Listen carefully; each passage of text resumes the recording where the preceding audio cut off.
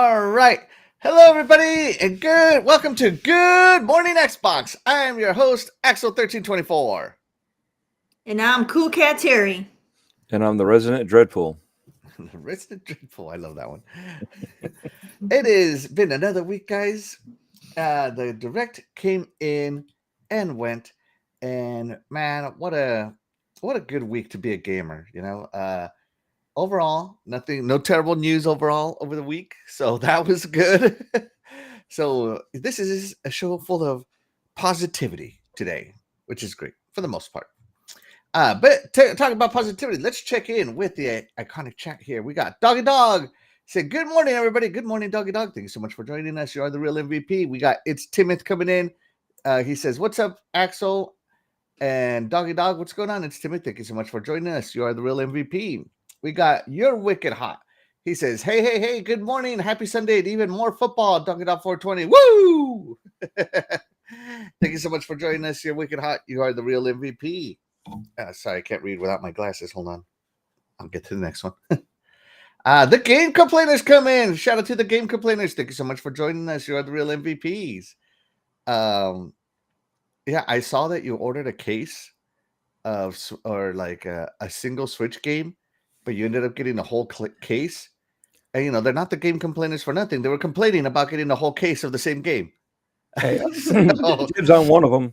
Yeah. Good luck. I guess you get to complain about your terribly good luck when you can't call the Game Complainers. Let's see. Do we have anyone else here? Sith Lord joins us. Shout out to Sith Lord. He says, "Good morning, Dreadpool." And a good morning to you, sir. Shout out to I think of to Sith Lord. What's Goldberg, right? Goldberg. From Futurama. Yeah, Zoidberg, Futurama. isn't it? Zoidberg. Goldberg. There you go. Zoidberg. Yeah. Whoop, whoop, whoop, whoop, whoop. Well, I guess I got it right here. There you go. We got Doggy Dog says, good morning, Axel, my fellow Steelers fan. Nope, not no more. Sold that thing. Took that thing back to the trash where it belongs. Shout out to Splendiferous. He says, yo, what's going on, Splendiferous? Thank you so much for joining us. You are the real MVP. And he says, how about them 49ers? What about them? Are they doing anything? I don't know. I haven't paid attention since the regular season ended. Let's see.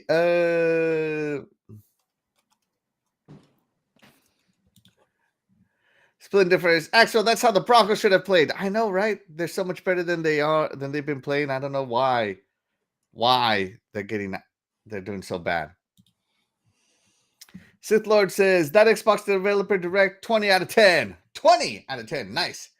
And shout out to the amazing Death Dealer. Thank you so much for joining us. You're the real MVP. And of course, my co-panel member on the Iconic Video Games Podcast on Friday night. She was super sleepy. It was really funny. It was funny because she wasn't opening her eyes. It was hysterical.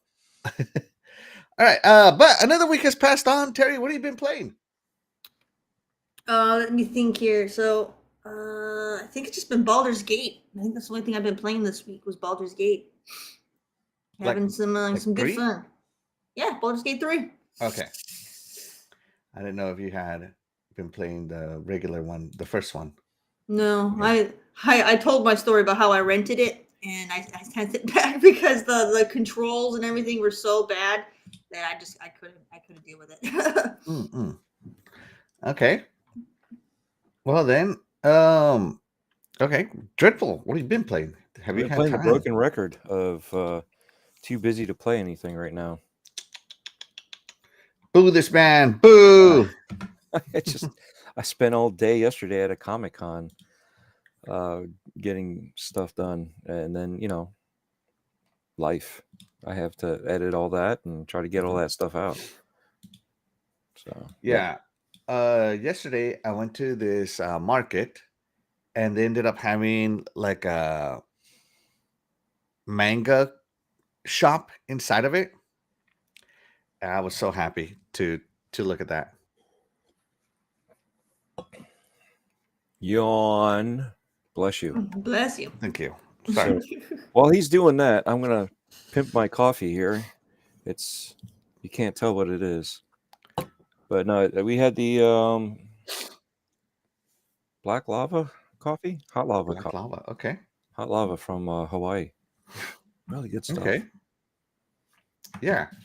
Oh man, I think I'm coming down with something. My nose is stuffy and I want to sneeze again. Wow. All right. Yeah. So they had a manga shop inside of it, and I look, and so I'm really into One Punch right now. Like One Punch is my anime right now. And I look, and they don't have like the One Punch by volumes because they're up to like volume 180 something, and each volume has a really nice art. And if you know about mangas, the arts, they're not exactly letter size. They're a little bit smaller, but they're really pretty. And like you could really decorate with them. And so I was looking for the volumes, right? Maybe they have them translated. No, instead they have the collections, the books that are collected, right? Of like each one has maybe 10 volumes inside of it, and they call it volume 1. And I'm like, but I grab it, and some of the art's okay on the cover. It's 100% westernized, and I'm just like, and I'm looking at it, and I look at the price, and I'm like, okay, $7 for all these volumes. That's not a bad price. I wonder if they have the English version. So I'm looking. They do have the exact English version. $10, $10 for the English version, and I'm like, what kind of crap is this? $3 more for translation, and I'm like, okay, I get it. But I didn't end up buying any because I actually want the actual mangas, like the volume mangas. They're only a few pages long each, but those are, kind of like comic books. So I really want that one. So yes. And we got a fellow manga fan, Sith Lord. He's in. He says, I love manga. What's your go-to right now, Sith Lord? What's your go-to? And shout out to Dan, the man Cunningham, for joining us. Thank you so much for joining us. You're the real MVP. He says, good morning, all. How's everybody doing today? Hey, we're doing pretty good. So this week I noticed, I had played Hollow Knight, but I noticed that Xbox had the Void Heart edition. And I'm like, I haven't finished the Void Heart edition one. It's the one with all the extra expansions and all the extra bosses and basically all the DLC, right? Before they started working on Silk Song. And I'm like, I'm going to beat this game. So it has some new areas that I've never seen. It has some new bosses. I had to restart. So I've been playing a lot of Hollow Knight, and it just reiterated how much I love Metroidvanias. And it makes me want to play Symphony of the Night again. It makes me want to play Ori again. But then, of course, the Prince of Persia is a new Metroidvania, and I'm like, as soon as I'm done with this, I'm going to play that.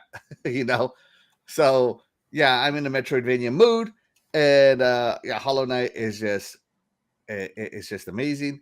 And of course, as always, I went back to League of Legends as it is my addiction. I have played that game nonstop for over a decade now. And I did really good last night. I carried the whole team. They would have been lost without me. Yeah. So I got a quadra kill. I was hoping to get the penta, but one of my teammates took it. I was very upset, but whatever. We got the dub. So that was good. Anyways, let's get on with this show. Let's start off with our first topic. And our first topic is, I guess you could call it bad news, but really it's the inevitable future is the way I see it, right? And so news broke out that Game UK, so this is their version of GameStop, is no longer going to be selling physical games. So I don't know what game is going to sell if not physical games, maybe just a bunch of codes or collector's editions. But Game is following the trend of Best Buy here in the US, who is also getting rid of all their physical media, not just games, but movies and music, except for vinyl, I think, is the exception. And that's it also follows this trend that a lot of games are not getting digital releases. So like Alan Wake 2, huge game of the year contender. No physical release exists of Alan Wake 2. it sold terribly, but whatever, that was their choice. And if you after the Xbox Developer Direct, it was broken out that Hellblade: Senua's Sacrifice will not be getting a physical version either. So physical is going away. Say hello to the all digital future coming in. Your disc mean nothing to anybody. Terry, what do you think about this move in the industry that seems to be gaining more and more momentum? I mean, it's just the way things are, like media changes. We've gone through multiple different types of media our entire lives with things phasing out and being replaced. So we're at that point again where physical media is now the thing that's being phased out. So it's sad, but it's just one of those things. Yeah, for the most part, I don't even use physical media except for if I'm renting a game. That's the only reason why I do that no more. That's the only reason why I got the Series X, so I could have the hard drive in the event I rent a game. But anything game that I know I'm going to buy, I always get digitally. So I mean, it's just one of those things. I guess the game rental will be a thing of the past unless they find a way to, put digital copies on like a library thing. But I mean, we kind of already do that with Game Pass and stuff. So it's kind of already there. So. Yeah, game rental will be a thing of the past, like the way that we know it, the traditional old way of renting games. Yeah. So you don't buy physical, you said? No. What's the last physical game you bought? If I do, it's usually a game I was renting. So it's going to be stuff that I normally wouldn't. So I think the last one I bought was this one. It was one I rented first, and then I bought it. Asterigos. Asterigos, okay. So yeah, like the big games I know I'm gonna buy, I just go digital. It's the games that I'm not sure if they're gonna be good enough are the ones I like to rent first. Yeah, but you won't have that option anymore. No, I mean, outside of Game Pass. Pretty much. Yeah, that'll be the only way of renting is if it goes to Game Pass. So yeah, that's gonna suck because this is a great way for me because like. A lot of like my indie games, like even Way of the Hunter, it was another one that I rented and then I bought. And I think now they have it on Game Pass. I think now, but at the time they didn't. But so yeah, it's just one of those things where there's certain games where you don't want to completely go all in because you're not sure, especially when it's a game that doesn't have a reputation and you don't want to be dropping $40 on a game that you know nothing really about. And ends up being absolutely terrible. So I like to try before I buy. So yeah, that kind of goes away. So that's sad. Like that's the only thing that really impacts me when it comes to physical is I can't try before I buy. Yeah. And your favorite gaming company's CEO said that quote unquote, I think this was quote. I'm going to paraphrase this, so I'm not going to say quote unquote, but paraphrase. That gamers need to get used to not owning their games. Well, we've never owned our games. Never owned them. Yeah. We've never owned them. So that's literally, he's just getting people fired up because most people are naive anyway. We've never owned them. We never owned them. Removing the blinders on them, basically. Yeah. Reality check. Reality check. No, you've never owned them. You just have the right to use them. So you're telling me I don't own my 1985 Super Mario Bros. Copy. But yeah, it's just one of those things. Yeah. And the counter to this as well is, I've seen this on Twitter as I look for these topics. Some people are like, if purchasing games isn't owning them, then pirating isn't stealing, quote unquote, right? Oh dear Lord. Not that we condone any of that here. I'm so scared of viruses now and worms and all this stuff. And because I'm now older and have more net worth, I'm like, yep, not pirating anything on this computer. Don't want to give away anybody any of my information. Right? So yeah. Let's check in with the chat real quick before it gets too far out. Sith Lord says, I'm currently reading My Hero Academia. Oh man, that is such a long one. Chainsaw Man and Dragon Ball Super. Yes, Dragon Ball Super. I think the last one I read was when Frieza Black One Shot Goku, Super, what is it? Ultra Instant Goku and Ultra Ego Vegeta. And he just basically one shot them. So yeah, that was interesting. Let's see. Godman joins us. Shout out to Godman. He says, howdy. Thank you so much for joining us, Godman. You are the real MVP. The game complainer says, those Brooklyn leaks seem to be spot on with retailers getting rid of physical. Yeah. It's heading that way, guys. It's heading that way. The King says, hello, everybody. Shout out to the King. Thank you so much for joining us. You are the real MVP.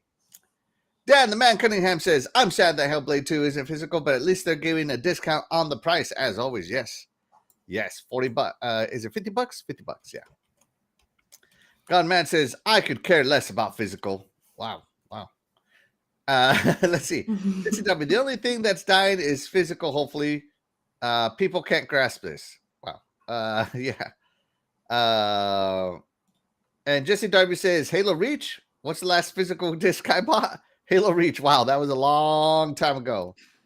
You know who's adapted to this a long time ago? PC gamers. You realize how long it's been since they stopped making physical copies of PC games? Yeah, but PC gaming boxes were like boxes. They weren't like DVDs. But still, there used to be a dedicated section in Best Buy and all the places for PC games. You can't, even Walmart had a PC game section, a tiny one, but they had one.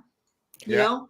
All right. So when it comes to PC gaming, the big boxes were there for the advertisement to get your eyes. That's versus the Nintendo and Genesis cartridges and all that. That's what they were there for. It's like, oh, here's this cool thing.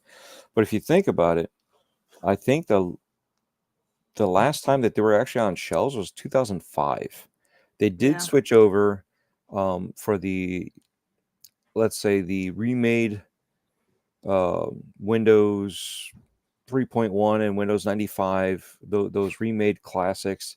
They put them on disc CD size cases. But I mean, if you think about it, if 2005 is when they stopped selling them.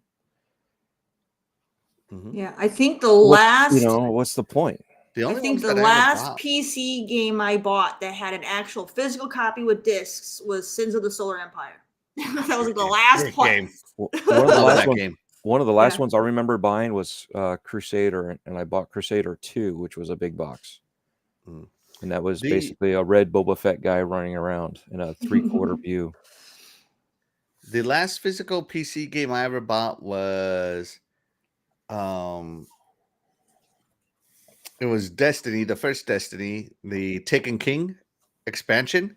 It had discs? Wait. No. I'm sorry. No, I did buy that, but it didn't come with this. Sorry. The last one that came with this was Diablo 3 Reaper of Souls. Okay. And the disc it came with was a music CD, not a game disc. So that don't count. So I got a digital code on that one. So there you go. Yeah, and that's the funny thing is what switched me over to digital was Halo. When I bought the was it Halo 5? That's the right? Yeah. Halo 5. It was a box with a code in it. Yep. That's what switched me over to digital. Because that's when I had my aha moment. Because I was like, what's the point? I'd rather have the disc, just in case this and that. I'm fine with loading it and then installing the stuff right off the disc. But traveling and going to my buddy's house and just logging in and having access to my game right then and there, I was like, I don't need to like lug all my games with me anymore. I can just put it on there digitally. So when it comes to all that, the only other one that I would be very cautious of would be Sony. So I try to buy Sony disc, but I also have digital there. And the only other one again is because I don't like their online is Nintendo. So I buy the the little cartridges. But other than that, when it comes to PC and Xbox, it's digital all the way. There's, again, I use that more often than I use the others. So, so if this is the direction we're going, others have moved to it. I understand they still throw off those one-offs for collector's editions. Yes. But again, you're putting in a disc that all it is a key. It's your license. there's not much on the disc. Everything else is downloaded. So what's the point of having all this? You know, I'm fine with if you want it, you should be able to have it. But at the same time, if I'm a dev and I'm trying to, you know, make this game and I got to Did you think of say the a numbers. dove? If I'm a Dev. He said Dev. Dev. Okay. I thought you Dev. said dove. If I'm a dub, I'd fly away. No, if I'm a dev, I would think about, you know, my money. You know, all that money is coming out up front to make the book, to get the sleeves, the cases, the disc itself to print it on. The work itself has to get printed on it, right? So all that stuff, all that manufacturing, you know, it comes out of my pocket. And any game I don't sell is a loss. You know what I mean? Where digital, it just goes to a storefront. It didn't cost me anything. I'm sure it's going to cost some sort of storage fee, but at that point in time, there's no loss. Yeah, I can see that being. You know what I mean? It's minimized. It's not that there's a loss. There's a loss in time and money and value that you've put into the game if it doesn't sell. But there's, you know, monetarily, it's not going to break my bank because I've already put the time and effort to finish the game. It's not breaking the bank if I pause it and hold on to it. You know, so it's just taking away my time. If I'm paying somebody, that, yeah, I'm losing money there, but more than likely, you're going to recover all that. More than likely, recovering physical media that you spend out. Who knows? I mean, there have been flops that just didn't do well. Yeah, I feel like even flops can sell more in digital than they can physical. Yeah, but let's keep checking in with the chat real quick. Gunman says Game Pass is awesome. I rarely finish games. You know, if what is it? Quantity is your gaming passion, then hey, there's no better service. Death Dealer says, like Alien Isolation, I'm still mad we paid money for that. What? That was a fantastic game. I love Alien Isolation. Snooze fest. What's funny about Hellblade, when it was on Sony, and by the way, it was all digital, the Sony guys loved it, but now that it's on Xbox, they hate it. Yeah, of course. I mean, that's standard. That's standard. Yeah, that is status quo. Yeah. Let's see. Black Ops 2 on release was $10 at Micro Center. Physical, just to get rid of them. They had the Steam code inside and 6 discs. I installed from the disc. It didn't even boot, but it worked on Steam. There you go. See? Perfect example of why you don't own your games and physical isn't king, because literally he owned the discs and they didn't work. They shut off that license. And shout out to Lou Cypher. He says, yo, what's up? Hey, what's going on? Thanks so much for joining us. You're the real MVP. You see what he did there? Lou, LOL, and Cypher. Yeah, I like that. That's why I did this. Yeah. Let's see. Working at GameStop in 2013, I saw the future of digital and Xbox One era. I bought disc for the launch and went digital in 2014. Yeah. Let's see. There was a media outlet YouTube show where the guy was throwing temper tantrum because he's not getting Indiana Jones. Yeah, I saw that one. The something show. He's just a topics guy. He's not a game guy, so he's probably irrelevant. It's the same. He's not into the gaming world. He's not one of us. If it's the same guy that I'm thinking of, the guy with glasses, I think so. He was saying, he said something. Let's see. He was saying, oh, someone asked him, well, what about like Spider-Man and some of those games? You know, those are exclusive on Sony. He's like, forget. We'll say it like that. Forget those peasants, second-class citizens. Right. The clip I saw didn't say that, but okay, I wouldn't doubt it. Maybe if it's that was the same more clip. Of it. Maybe it's the same guy. Maybe it's another guy. But it's same scenario. You know, and it's funny how it's good for the goose, but it's not good for the gander. Yeah. You know, and that's where I have issues with the hypocrisy. That's why I think they need to stay exclusive to get that message out there. Yeah. If you don't stay exclusive, nobody will ever get accustomed to it. And I don't have an issue with that either. And that I don't have an issue with them with certain titles pushing out beyond exclusivity. Because I mean, if you think about it, it's exclusive everywhere but that other platform. Mm-hmm. Yeah. 'Cause, We can switch topics over to him if you want here in a minute. Yeah. Let's see. The old schooler in me is sad the passing of physical, but my house says go digital. Yeah, houses are getting smaller and smaller, guys. Yeah. Let's see. That's when I just went full digital on PC. Discs were useless. And shout out to General Spartan. Thank you so much for joining us. You're the real MP. The only on Xbox needs to be slapped on games again. Yeah, absolutely. I agree. Lou Cypher says, have you played PalWorld game yet? It's good. Oh, we're going to talk about it. Okay. So yes, there's some bad takes about Indiana Jones, and I think maybe it'd be better to talk about it during the direct topic. Yeah, okay. But we'll talk about it here in a while. So yeah, games going all digital, to me, I'm a little sad, as I have a large physical collection, and the fact that it's going to stop growing, it kind of sucks because I've always wanted to have this large display of games I've owned. But ever since Game Pass came around, the only editions of games I'm interested in buying now are collector's editions.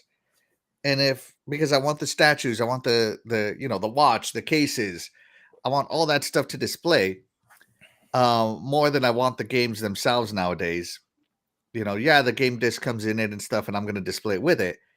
But I really just want the collector's editions nowadays. But it is very difficult to me to get accustomed to let me think, like Jedi Survivor. I got gifted both Jedi Survivor and, as you guys remember, Shaddai gifted us the Outcast. Mass Effect trilogy, if I'm not mistaken, Terry, a long time ago. Okay. And I have those digital, and it just doesn't click in my head when I'm looking for my next game to not look in my wall and to instead look at my digital library to see what I own that I haven't played. It takes me a little, it's going to take me some adjustment, but I'm okay with it, because at the end of the day, I don't own any PC games, and there's just something great about buying a new PC, installing Steam or Epic or whatever, and just clicking that download button and getting the games I want. Like, it'll show me my entire collection, and I'll okay, download this one, and this one for now. You know why? You're becoming an old head. That's why. I know. I'm so boomer. Yeah. Yeah, I agree. And yeah, Lou Cypher hit one of my pet peeves here. This is where someone should step up and sign deals. He means deals to bring games in a case with a steel book. Microsoft is dropping the ball with this. Yeah, I love the steel books. If I can get a game with a steel book, I would rather get that than a regular book. Let's see. Crazy Simmons TV, Georgia, shout out to you. Thank you so much for joining us. You're the real MVP.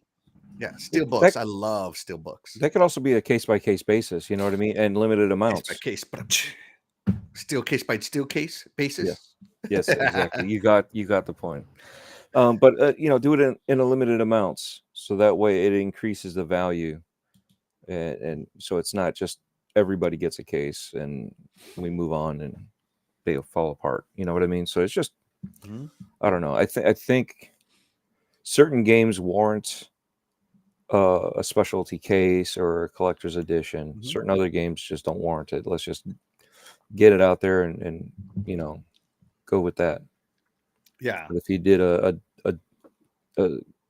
physical case edition, and then you had your collector's edition that may or may not include the case, you just got to play around with it. Again, case by case basis, trying to figure out what's worth spending money on to sell. Yeah, I wouldn't mind if cases came with digital codes. If the digital codes were something special, like in our Starfield. Oh yeah, the Starfield ones. Yeah, because you open the case and it wasn't a disc or piece of paper; it was a cred stick, replica, steel. It was fairly hefty. I don't know if it was. It was steel. It was pretty heavy. It was. Yeah, it's. And I haven't done the magnet test on it, but I'm fairly sure it's steel.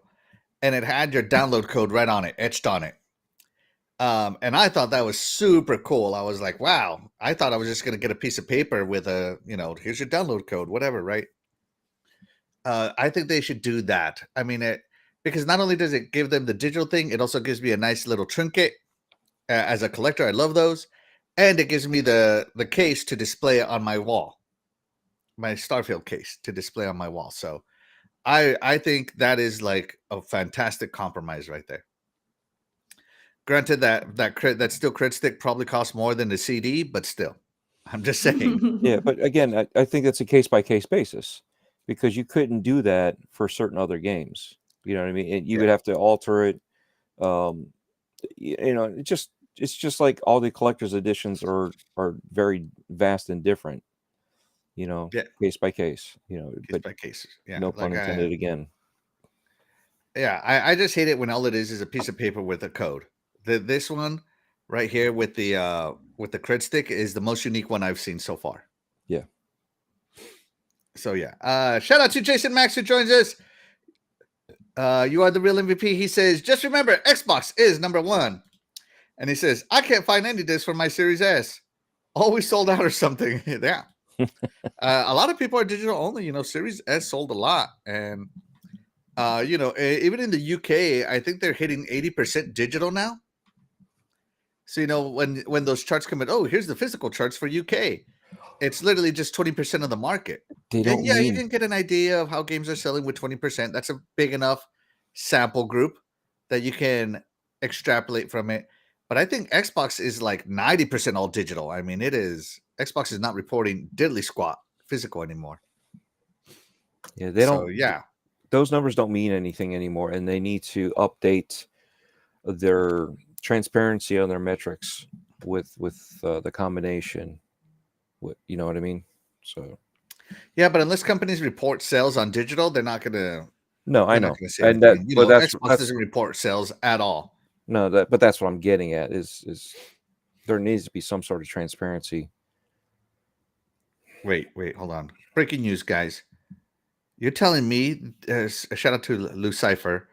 He says, Best Buy used to sell steel books for games for $10, sometimes down to $3. I got State of Decay 2 steel book, and I have about 50 still. There was a State of Decay 2 steel book. I love State of Decay. Hold on, let me see.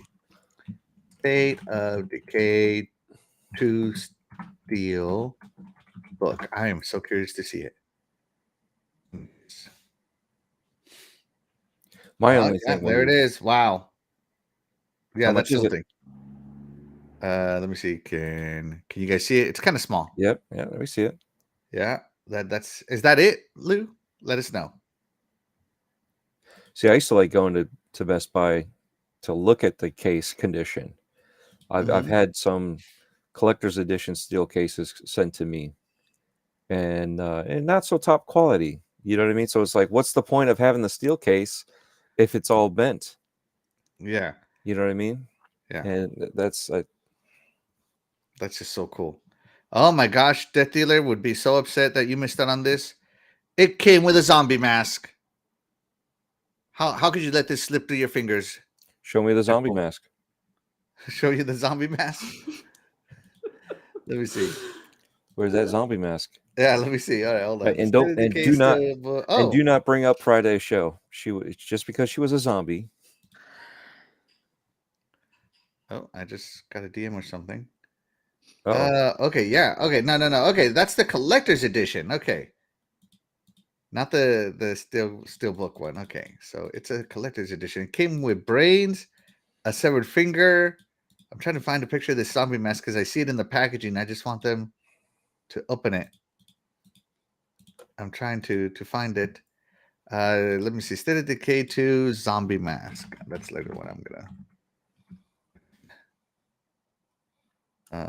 Collector's edition. Go on eBay. I'm sure there's one there.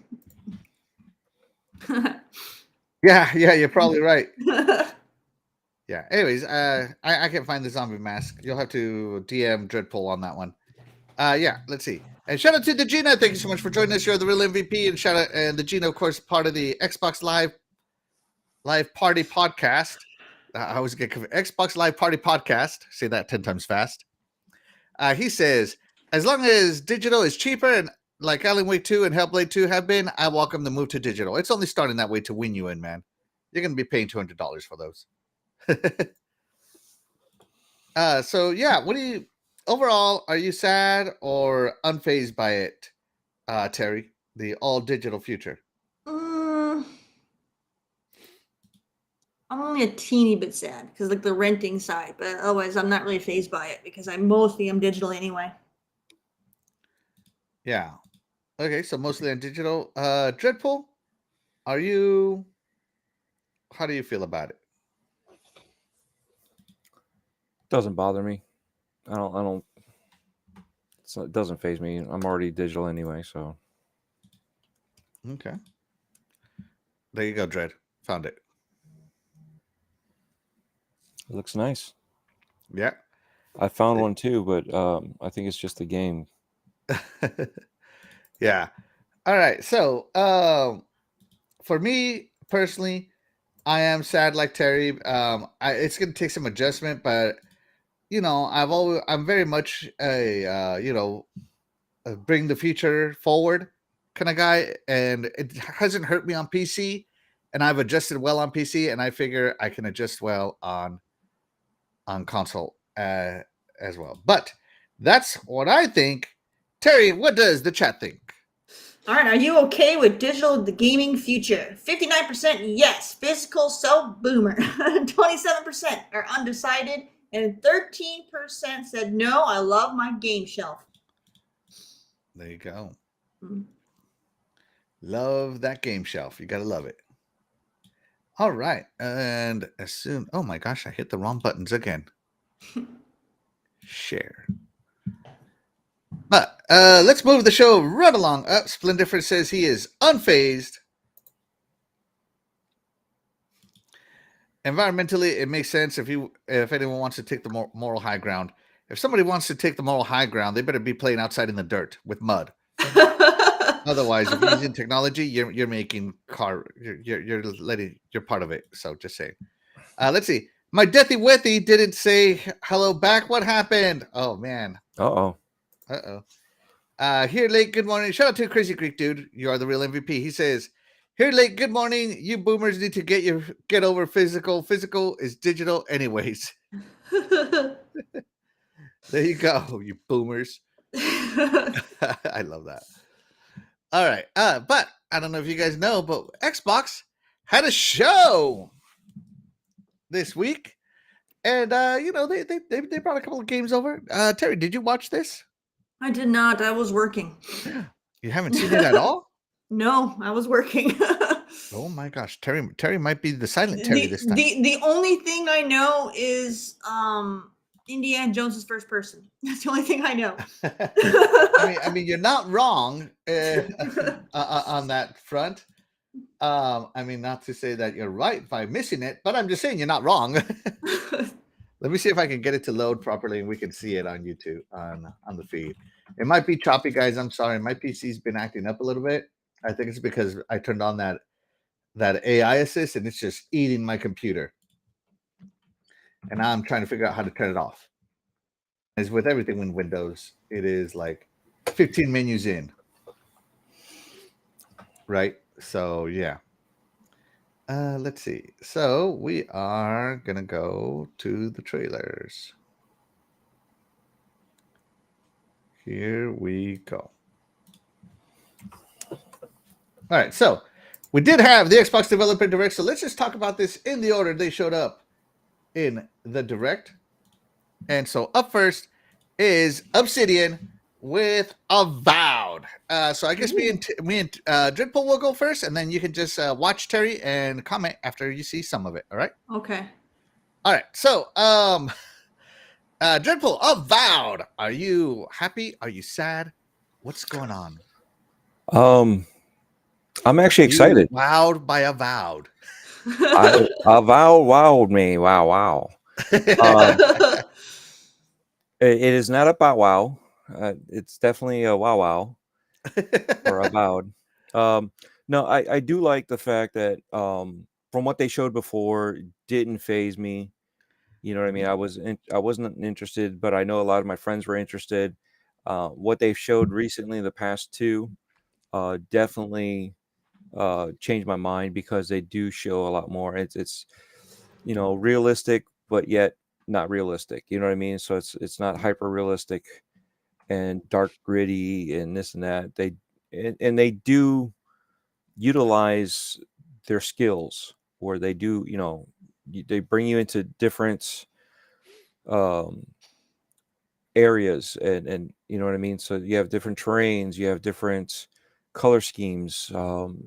It's not just the dark and gritty, we're going to go in a dungeon and this is it. You know what I mean? I don't know why anybody's surprised by it not being overly I, dark and gritty. Like, I'm not surprised by it, but people were surprised that it's not, and that's what threw me off too. But I'm like, you guys are complaining because you're seeing more of other than just a cutscene, or the CGI that they were showing you of arrows flying through the air. It's like, really, that got you excited, but now that you actually see some gameplay and you're seeing the different environments, that's not well, getting you excited. well, I mean, no, what, I'm I mean, confused because you're they said it was going to be part of the Pillars of Eternity world, right? yeah, Look at these colors.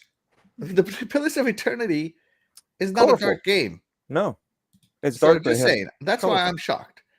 So sorry. Keep going. No. I know you can appreciate that, or this part here. When they said you can dual wand, heck yeah! I went to that's Halo. cool. Pew, pew. I went to Halo too. You know what I mean? And it was like, woo! I did this on Boom Show too. It was like dual wand. Yeah, And you have the so flint broken. too. OP. I mean, look at this. That's so fast. That's cool. Like, come on, like that's cool. Think about this though. You can do a wand, and then you can go. And you could do a wand with a regular melee. You That's cool. You switch that fast, and just them presenting it that you can switch between your weapons and your style that fast because of the difference in enemies that you're fighting. So that was really cool. I know we talked about like the hand gestures. Apparently they're still there. So it's not that you have to have a wand. So it's cool that they've given you a variety of weapons, styles. Like I said, the terrain, just everything looks intriguing. I'm just, hopefully there's no fetch a leg quest, but I'm always going to throw that up, right? And any one of these, I'm always going to throw that up. But it looks good, and that's the thing that changed my mind. You know what I mean? So I'm going to try it out, play it for a bit, and if it sucks me in, it sucks me in. If not, it is what it is. But again, it's not, I'm not going to overhype a game, and I'm not going to downplay a game. Until I actually play it, I really don't know. But my hype level is definitely changed from when I first saw it, and seeing a lot of the stuff going on with the direct gave you a better understanding than what the other trailers have done so far. Yeah. Hold on, I'm just typing in the chat real quick. Sorry if I misspelled any words. It's fast. Yeah, Avowed, fantastic showing for me. Before the chat gets too far, I like to keep my chat caught up. Let's see. Did I read Crazy Greek Dude? I think I did. I'll read it again. Crazy Greek Dude, shout out to you. Thank you so much for joining us. You're the real MVP. He says, "Here, late. Good morning. You boomers need to get over physical. Physical is digital, anyways." Yeah, exactly. Yeah. Splint Difference says you need internet for those games, even the physical. There, I said it. Let's see. It's over physical. I have the high ground from Sith Lord. I love it. I love it. Jesse Darby says, "I feel bad for people like Noob who really like physical media." Well, it'll still be out there. And sometimes things you are very passionate and love just aren't selling anymore, and you either stay in the past or you move forward. Those are the only two choices you have. I mean, we talked about this. I think you talked about it too on Friday night, but we've talked about this before, where the movies in Best Buy are gone. They dwindled them down to nothing, and then they just got rid of it. How about those of us that were buying CDs, right? Did anybody complain about Spotify? Did anybody complain about any of that? I No, haven't bought a CD in decades. but Right? that's the thing, right? Nobody's buying that I don't stuff even have a anymore. CD player Albums anymore. finally came back out. That's like the only media that you physically own and no one can take away from you unless they literally break it, because it's physically there.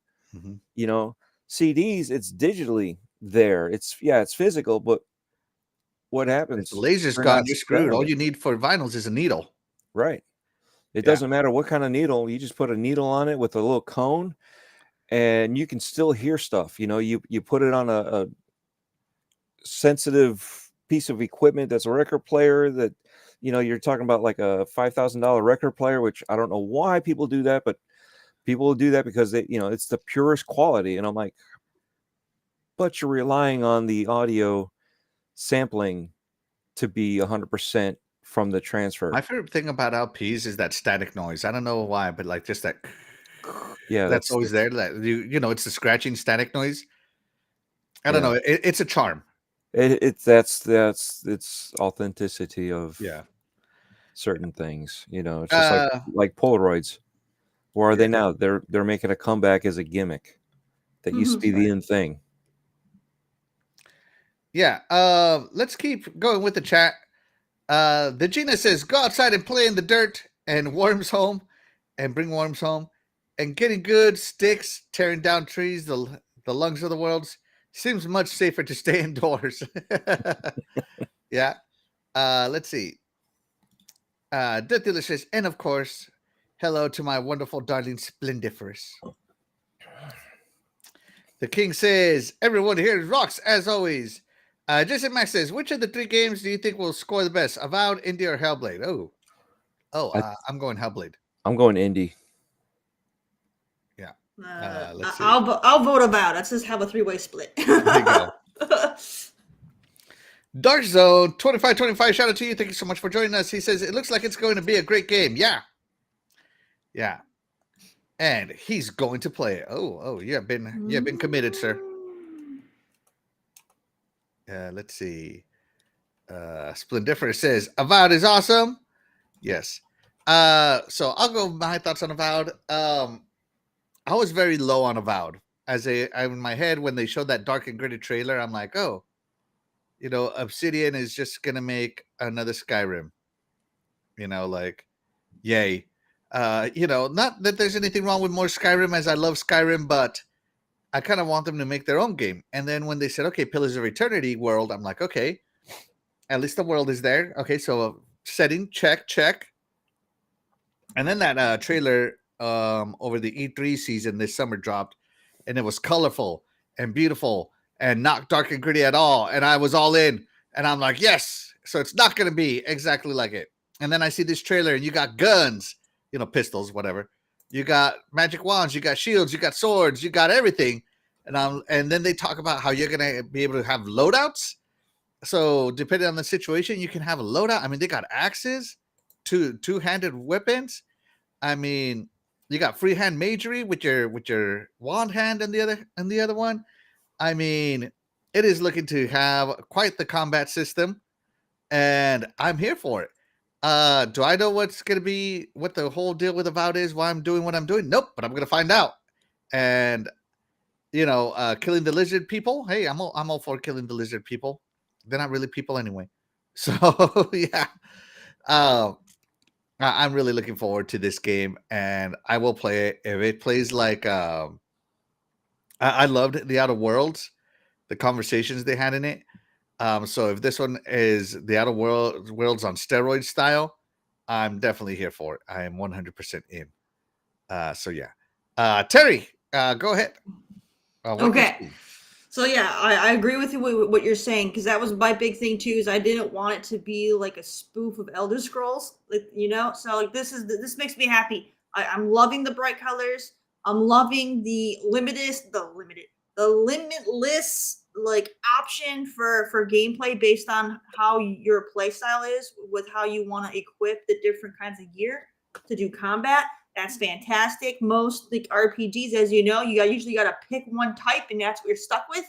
So to be able to just swap so effortlessly between the different types is really cool. I love that. I love the flintlock pistols. That's awesome. I hope you get to see them actually, load them too. I didn't see them loading them in any of these little clips, but I hope you get to see some loading on the flintlocks, because that's kind of like the charm of a flintlock. So, but otherwise, yeah, this looks really, really cool. I'm excited about it. Now that I've got to see what they're doing, and the fact that they're doing it with Pillars of Eternity is even better, because that way they can really set themselves aside, so people hopefully won't be comparing them to Elder Scrolls, which is what I feel like everybody was already doing. Mm-hmm. So this is good. This is what they needed to do, and to make their own game. So yes, I'm all for it. I'm excited. Yes. All right. So everybody here is excited for Avowed. Avowed has wowed the Good Morning Xbox staff. But did Avowed wow everybody else? Terry, we had a poll. What's your hype level for Avowed? 75% Avowed wowed me. 25% are undecided, and nobody was bored. Hey. So that's fantastic. That's good. Yes. All right. Up next in the developer direct was, what was it? Ninja How. Okay, so it's Ninja Theory with Hellblade 2. Hellblade trailer number 8 coming straight at you. I don't want to spend too much time on Hellblade, as we have spent a ton of time on Hellblade. But first, let's check in with the chat. Splinter says, you gotta love fantasy worlds. Yes. Yeah. And shout out to Mo De La Garza. Thank you so much for joining us. You are the real MVP. Says, I can't wait to play this game. Sith Lord said, so many people claim to have motion sickness. They can't play indie, but they can play COD. Okay, sounds fishy. Yeah. Yeah. Splinter, if they talk, they are people, Axel. Oh, not true. Not true. All right. So we had a little deeper look into the motion capture of Hellblade.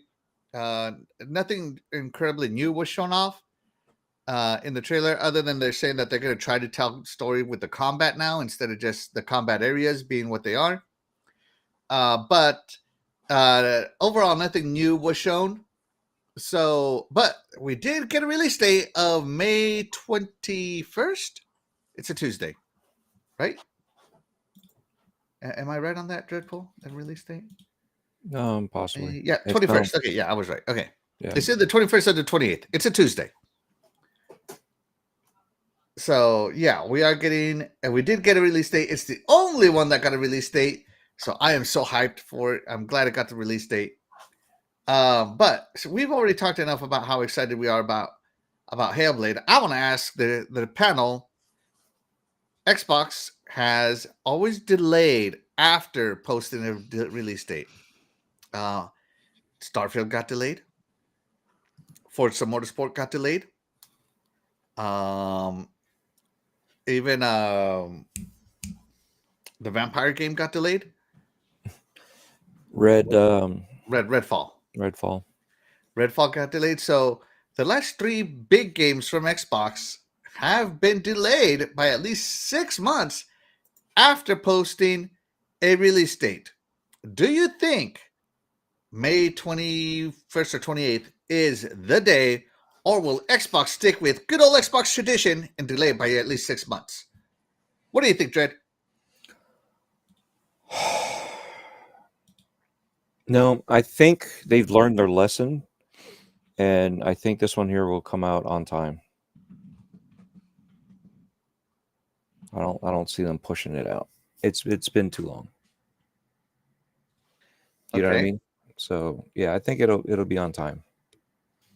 They gave an actual date. Okay, they've given actual dates for Starfields. I mean, I know it haven't been as delayed as Skull and Bones, that has had like 8 release dates, that now they announced one and nobody cares. But you know, I guess that was a jab at Terry. It's Skull and Bones, so like a third of the population on the panel care about it. It's worth the wait. Yeah. So yeah, I don't know. We'll see if it gets delayed. Terry, do you think it will have the good old traditional Xbox delay? I don't know.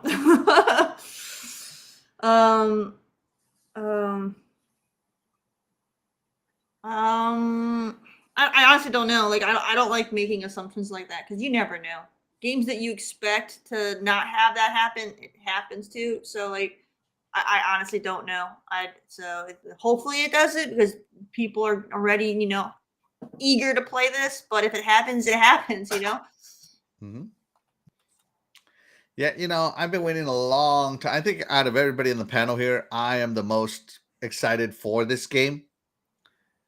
I don't know if that's true because Dreadpool has a pretty nonchalant face on all the time, but I always show my emotions here, especially excitement.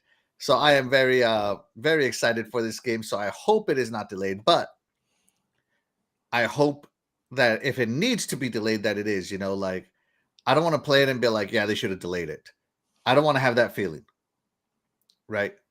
I want to play it, enjoy it, and love it, and be everything that I've been hyping myself up to be. I can't wait to start the story. And by the way, guys, if you watch this trailer with headphones on, it had that 3D audio going on it. It was something. So if you haven't watched the direct, even on the direct, the portions of the gameplay they show with the audio, it's just wow. See, that's something else that they should have said. They should have said, "Hey, make sure you listen to this." Headphones on. Yeah, or even towards the end, just make sure you have your headphones on. Yeah, you gotta watch this trailer with the headphones on because that 3D audio, if they can capture it right like this on the direct, I can't imagine how it's gonna be when you finally play the game. So I hope it's not delayed, but do I think it will be delayed? Honestly, I do. All big games have been delayed at least a little bit. Not just on Xbox side, but like almost everybody. It is. I'm playing the odds here. 2-1 odds, it gets delayed. So that's what I'm thinking about. But yeah, Hellblade looked fantastic. I'm looking forward to playing it. Dreadpool? I'm gonna play it. I'm gonna definitely check it out, and it's a short game too, which I'm glad that they didn't have a whole bunch of filler just to make it longer. Let's not go find a leg or find two legs this time. Whatever, let's go find the giant's leg and drag it back. Whatever, I just think a lot of times that's what we need. We just need to cut to the chase and give the story out and get the gameplay there and tie off those loose ends and we're good to go. And like right here, what you're seeing, that's what they were doing before. And I think it's Voices, funny. yeah. Somebody had mentioned, oh, wow, they're doing that now. And it's like, no, they did that before. I believe that's actually an older video. They may have been the same video, or maybe it was just another recording of the newer session of them doing the walk around the microphones. Yeah. But again, it's cool that they've amplified what they did before, and it's still a small studio if you think about it. For what they're putting out with this game, still a small studio, and the price is right. I mean, for those of us that those of you that don't have Game Pass, yeah, you can't beat it.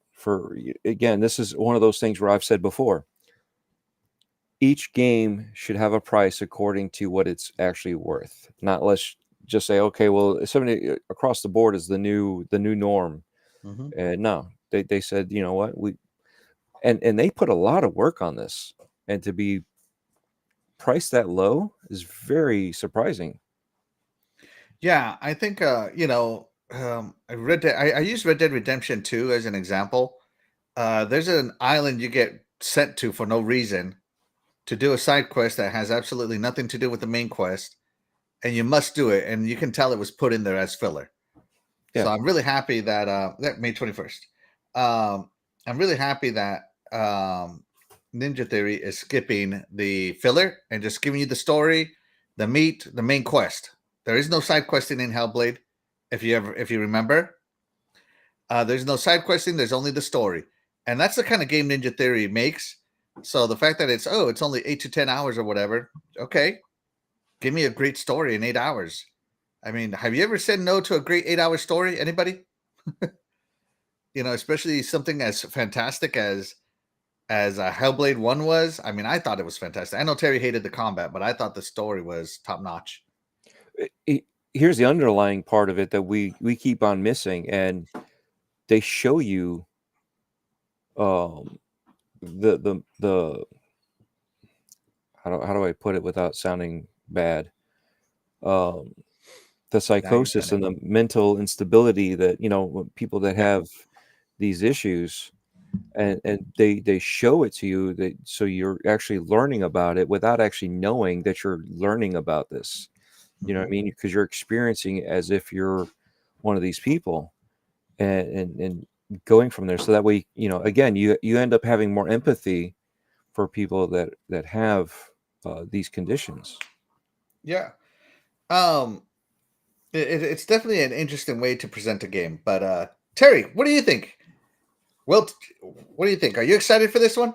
No, but that's only because I'm not a fan. It's nothing against the game itself. I'm sure it's going to be fantastic, and I definitely recommend those of you who, you know, enjoyed the first one to go ahead and play this one as well. It's just, it's not for me, so I'm not going to be playing it.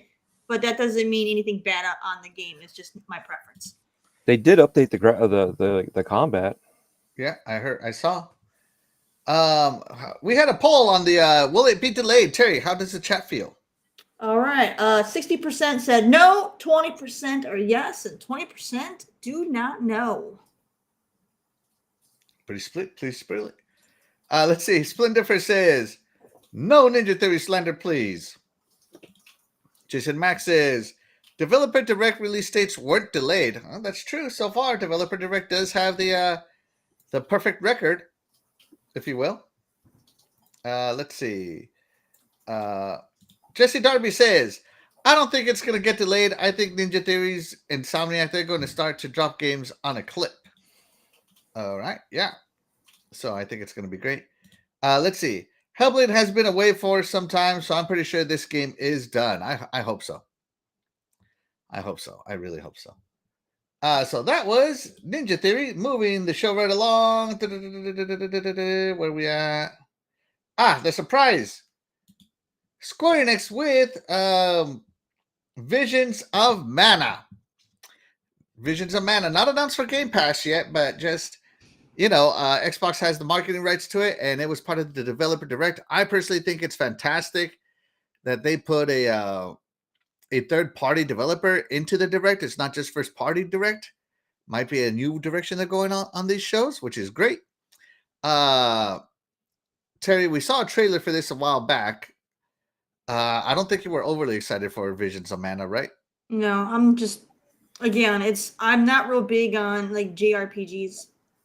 So right. It's just not really my thing. I mean, I play some, but I'm not, I'm not going to be like, oh my God, yeah, I got to have it, so I don't think I've played any of the Mana games. So I have like no feelings towards the franchise. Right. So this is the 17th game in the series. And that's excluding remakes. So the Mana series is quite in-depth, but it's only the 5th mainline game. All the other ones have been offshoots. However, none of the mainline games are available on Xbox, and suddenly the 5th one will be. So for those of you who are Mana fans, hopefully you played it somewhere else. And for those of you who are new, you're in for a treat. Dreadpool, are you a Mana fan or going to be a Mana fan? You know what's funny is I've dabbled with the games here and there throughout the years. I've never owned one, so I haven't been able to like finish the game. I want to say I played Secret of Mana, and there was another one. I just can't remember which version it was. But again, what did you play it on? Maybe I know. Super Nintendo. So Secret of Mana and Trials were the only ones that came on Super Nintendo. Maybe that was Trials then. So again, I only had I wouldn't even really consider it enough to get into it. But either way, going over to a friend's house, I mean, I don't remember, look back in those days. But again, it was cool for what it was at that time. And I've always been a fan of it, but I have never bought it. I've never any of that stuff. But this one here, again, it's wanting me to go back and somehow obtain those old copies and just go through the storylines and play all the way up, to this one. I don't know how I'm going to find the time, but again, and what's amazing is the guy in the black jacket. Yeah. He had some characters he still hadn't put out. If you think about all these games that were out, he's got some characters that he made some villains, for enemies for Back you to in fight. kindergarten. Yeah, kindergarten, elementary school, middle school. I thought it was high school or something. But anyway, yeah, in his childhood. And he made these from back then, and they're still bringing them forward. So it's like, how many of these characters did he have in his mind that he designed? It's just amazing. And to have, again, an updated game, and not even updated, it's a whole new story. And to still pluck away from the past to bring it to today's game that we're looking at. So it's exciting. Mm-hmm. And you could tell that these guys love the legacy of Anything Mana. So yes, and they're going to do justice. I think if you're a huge Mana fan, like Doggy and Sir X-Man. So Sir X-Man comes in. Where is he? I saw you somewhere. Here he goes. It says Sir X-Man says Mana day one. Yes.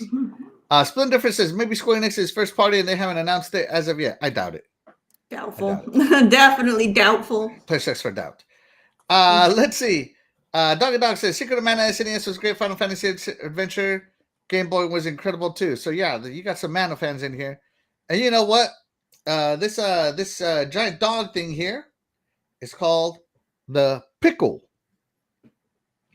And there's nothing that Doggy Dog and Sir X-Man are looking forward to more. They're getting on their big, black, hairy pickle and exploring the world. So yeah, shout out to them. The Secret of Mana. The chunky fox. It's like he said like a Yorkshire Terrier and an armadillo mix or something like that. It looks like a fox. Yeah. A foxadillo. Yeah, there you go. That's more accurate because it has the long muzzle that a fox has. After a while, I haven't been high on the Mana series for a long time. It is more Adventure of Zelda-esque than it is Final Fantasy-esque. So it's you basically just fight what's out in the world. It doesn't load into fight arenas. It doesn't load into turn-based battles. It's always been real-time, kind of Zelda-ish style. Now, in the old ones, when you cast a spell or a big spell would be cast on you, it would freeze you to load the spell and load the animations. And of course, the new one doesn't. But the more I watch of this game, the more I'm thinking, you know what? I love The Legend of Zelda. I might have to try this game out, especially if it's coming to my Xbox. But we will see. I'm still undecided on The Legend of Mana. Doggy Dog and Sir X-Man are 100% decided, but we'll see where I'm going to end up being. I might buy the Mana collection on my Switch just to see if I'm into it, as it has the first 3 games. Unfortunately, the fourth game in the series, so the first 3 games are Final Fantasy Adventure. By the way, I own that on my Game Boy. Shout out to me. Secret of Mana and Trials of Mana. Trials of Mana, that was the first time. It was a Japan-only exclusive for a long time. And then Dawn of Mana is the one that's exclusive right now to PlayStation 2. I think they did a re-release on PlayStation 4. What's it called? A remaster. So we'll see where we are on that one. So yeah. You said it was a triple pack, right? Yeah, on the Switch. It's called the Collection of Mana. All right. On the Switch. And I might get that one probably digitally. I'm looking at buying it. Huh? I'm looking at buying it now. Yeah, it's not that expensive. It's only like $40 at Best Buy. And you get 3 cool games with it. So I might pick it up. And that's a physical. All right. Yeah, it's physical. That's Yeah, that's a good price for physical. Because usually Nintendo Switch physical, you're guaranteed at least $60. So yeah. Yeah, so I might hook it up, try it out again, and see where I'm at. But until such time, now they did remake all of these games for the PS3 and 4. So they did remake them. If you want to play the remakes, if you want to play those, let me see. No, those are not remakes. They made Sword of Mana, which is Final Fantasy Adventure. They made that one for the Game Boy Advance. Adventures of Mana, which is the 3D remake for Final Fantasy Adventure. That one came out on, what did it come out on? I don't remember. Oh, on the PlayStation Vita and on your phones. That's right. They made Secret of Mana on the PlayStation 4 and Windows, so you can buy that one on Steam. And of course, Trials of Mana got remade for the PlayStation 4 and Nintendo Switch. So there are ways to get the original one remakes, but if you want the compilation, which is what I'm going for a great price, that's what I'm going to get. So yeah, Dreadpool's shopping. He has left. Of course, I'm shopping. So up next on the direct is the Forex game. Explore, exploit, expand, exterminate. Civilization from a new studio. So Ara History Untold coming to Game Pass day 1 from Oxide Games. Terri, are you gonna Forex it up? Nope. Again, this is just not my genre. So your hype level for this game is where? 0. Like, I couldn't care less about what the game releases. I couldn't care less if it got delayed. Like, I don't care. So I hope it's good for the people who are into it, so that way they can enjoy it. But I don't care personally. Yeah. Okay, there we go. Oh, I'm sorry, guys. I thought my chat had frozen up. It just turns out I had paused it. I'm sorry. I thought nobody was talking. I'm like, what happened to my chat? I'm going to pause this for a second. Let's catch up with the chat before we move on to Ara History Untold, although Terri's already given her bit. Let's see. Happy Cloud Gamer joins us. Shout out to Happy Cloud Gamer. Thank you so much for joining us. You are the real MVP. He says, hello, everybody. Just been watching on the old TV show A-Team, but oh my God, I did love the Xbox Developer Direct. 9 out of 10. And yes, absolutely. Stay tuned for Dreadpool's channel. He has Thanksgiving. He has a premiere going on. Be sure to check that out. I'm going to move over here. Let's see. Abdel114 says, what up, Dreadpool? What's going on, Abdel? Thank you so much for joining us. You are the real MVP. Boogeyman joins us. Shout out to Boogeyman. Thank you so much for joining us. You are the real MVP. He says, what's up, everybody? Crispy Rambo joins us. Thank you so much for joining us. You are the real MVP. He says, I'm all over the new Mana as well. Yes. Let's see. The King says, I'll explore the world on my flying lazy boy. Yes, absolutely. Let's see. If I had time and PC to run it, I think I would love this game. I think he's talking about Ara. Let's see. Boogeyman says, the Xbox Dev Direct was an A in my book, and PalWorld is killing everything prior. Yeah. And like Sir X-Men says, hit that like and share button, everyone. Let's go. I did it. It's your turn. Yes. And Jesse Darby says, Axel, it's not a new studio. They did Civilization. They helped with it. Yeah. And I know Oxide's not new, but I'm just saying it's new. They're new to their own game, their own Forex game, is what I meant. So yeah. And Abdel says Indie's gonna be in the Game of the Year conversation. Oh, maybe. So Ara History Untold by Oxide Studios, which started in that guy's basement. They did a lot of code developments, and this is one of their not their only title to be self-published, but it is definitely the most ambitious one, as Forex is a very difficult genre to get correct. You can easily break it. You can easily make it terrible.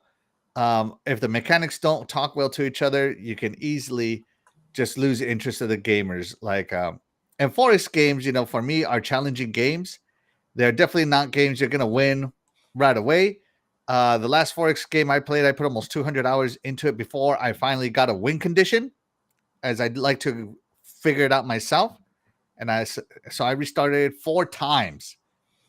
And 4 times to get that dub.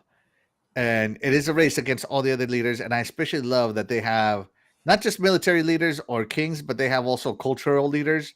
You know, they got artists in there, they got scientists, things of that nature. So it's not just like conquerors that are on here. It's actual like I would say cultural leaders in their genre. Maybe Stephen Hawking will be in there someday as a DLC.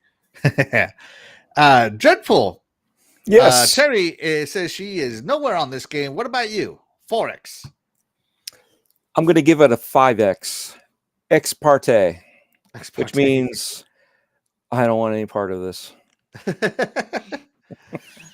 right, so people are very cold on Ara History Untold for some reason.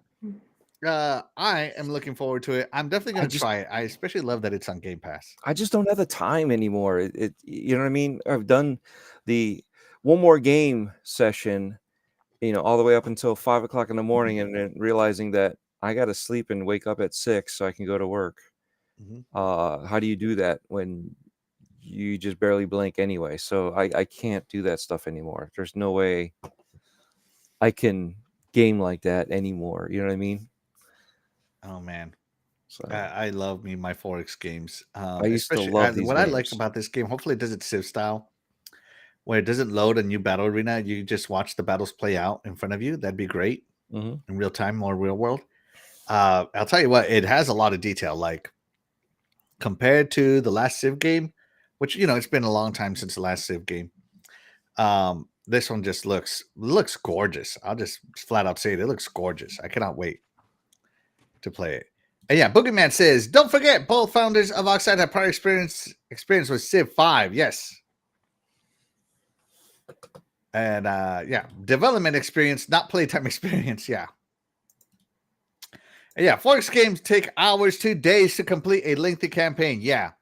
I did one once, Boogeyman, where I set the win condition to exterminate. That took like a month. It was and I loaded every leader onto the map. Every single one. So it didn't matter what your culture was, what your science was, other than military science, anything like that. If you weren't conquering the other nations, you were not winning this game. So like the pacifist leaders, of course, they were the first ones to go out because they couldn't declare war without being attacked first. Whereas I ended up going to war with like 7 factions at the same time. I thought I was going to die. So yeah, it was something. Yeah, but I love the 4X games. Let's see. Dan the Man Cunningham says, I love those types of games, but they're so time consuming and so in depth now. I wish I was a little more streamlined. I don't know if you guys ever remember the Xbox 360 used to have a game called Civilization Revolution. And it was basically Civilization super simplified. It's like 4X light. And that game was so much fun. I could finish a gameplay of Civilization Revolution in 2 hours. So yeah, if you're looking for a much shorter experience, Revolution is definitely it. Let's see. Yes. Just to interject real fast, Collection of Mana. Yeah. On Amazon is $27.40 right now. Oh man, that's it. I'm going shopping as well. Send me the link on Twitter, please. I will send you the link once I finish purchasing it myself. Well, what if there's only one copy left? That's the whole point. Yeah. I'm going to check the digital price too, and whichever one's better is getting my money. Let's see. Happy Cloud Gamer says, the reason I'm interested in this game is the interactive world, but I agree with Dreadpool. Time is why I will struggle to play this game. Yeah. Let's see. I miss the old simplistic style of Warcraft or StarCraft. That's not 4X. That's RTS. And there are some great RTSs coming out. Dan the Man Cunningham. Sins of a Solar Empire 2 is coming out, Terry. Hint, hint, wink, wink. That's an RTS. But yeah, RTS is definitely not 4X. Just putting it out there. Let's see. At the tail end of Civilization 3 campaign against 2 computer civs, the campaign hasn't ended, and I've got about 32 hours in it. Oh, man, that's it? Only 32 hours? Only 32 hours? Yeah, man, it takes a long time. Oh, man. Doggy Dog says, I wouldn't play this game if they paid me. Woo! I beg to differ, man. You would be surprised what I would play for money.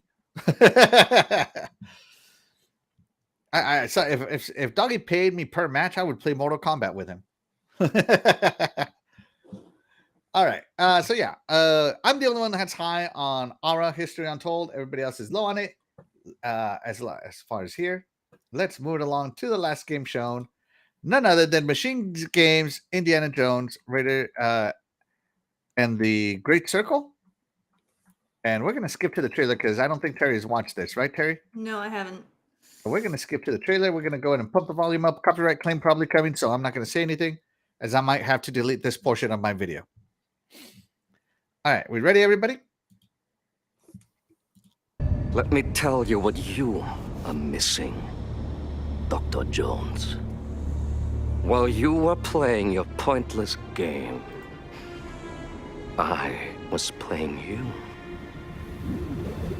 You're wondering if maybe you should have built yourself a life of meaning instead of ending up here, dead and forgotten in the sands of Africa. It looks good.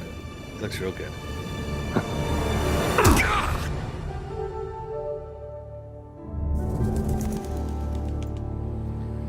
Lucasfilms, Machine Games. God Howard. They misspelled his name. Myths. History. Just different ways to interpret the past. Thousands of years of humanity's thoughts and beliefs, scattered and buried. Just waiting to be found. You can't just run away from your problems, Indiana. Watch me.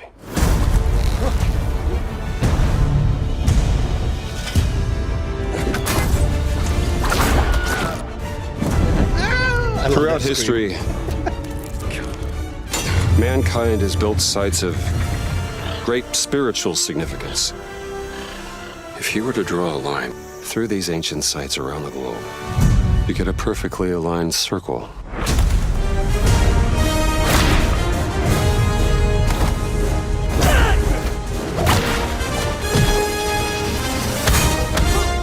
I've had run-ins with these guys before.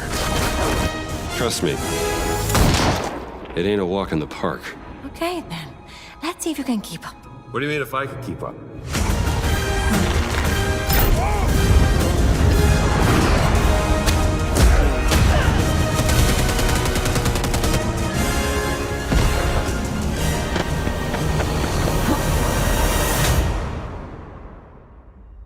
Patron of the fallen angels.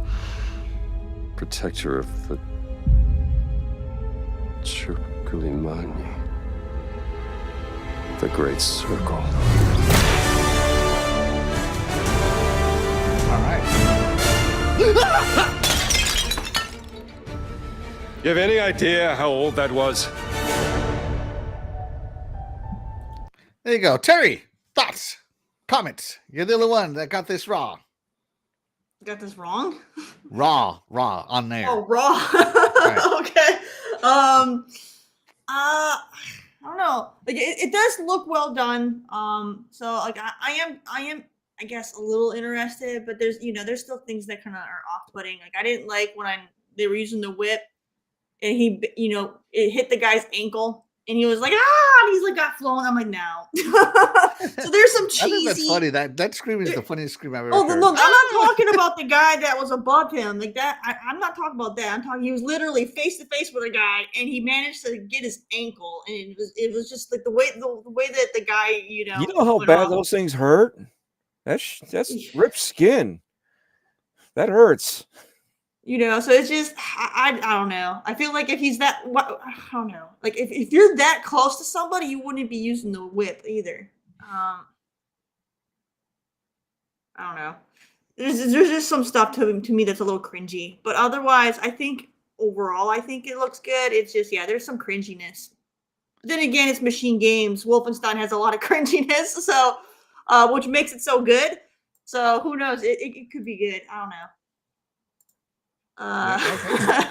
Terry's I don't know. unconvinced so far. Yeah. All right. So It's gonna be the only climbing he does is up on pipe, because if he starts doing some Lara Croft nonsense, I'm like, it's not believable at all.